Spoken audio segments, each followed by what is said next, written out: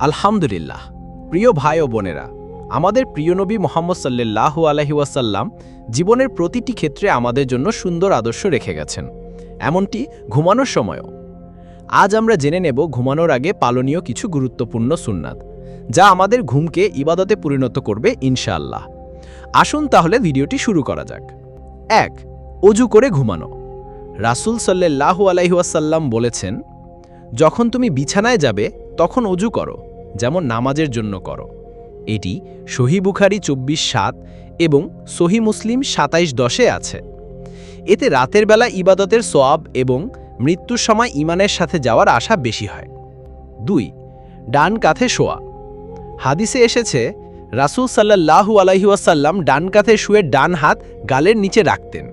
এটি স্বাস্থ্যকর ও সুন্নতি ভঙ্গি। ৩. ঘুমের দোয়া পড়া। আল্লাহুম্মা বিসমিকা আমুতু ওয়া আহিয়া। এটি সহিহ বুখারীতে ৬৩২৪ নম্বরে আছে। অর্থ, হে আল্লাহ, তোমার নামেই আমি মরব এবং বাঁচব।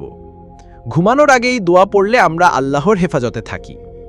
৪ হচ্ছে আয়াতুল কুরসি ও শেষ ৩ সূরা পড়া।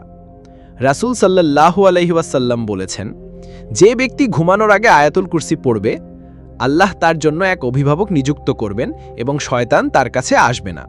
এটি সহিহ বুখারীতে ৩২৭৫ নম্বরে আছে।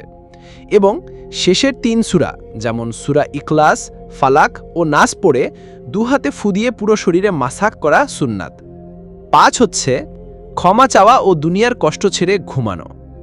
ঘুমানোর আগে অন্তরে কারোর প্রতি বিদ্বেষ বা হিংসা না রেখে আল্লাহকে মনে করা। রাসূল সাল্লাল্লাহু আলাইহি ওয়াসাল্লাম ক্ষমাশীল হয়ে ঘুমাতেন। এটি আমাদের জন্য কল্যাণ। ৬. বিছানা ঝেড়ে নেওয়া। হাদিসে এসেছে, যখন তোমাদের কেউ বিছানায় যায়, সে যেন কাপড়ের এক অংশ দিয়ে বিছানা ঝেড়ে নেয়। এটি সহিহ বুখারীতে ৬৩২০ নম্বরে আছে। এতে ক্ষতিকর পোকামাকড় বা নোংরা দূর হয়।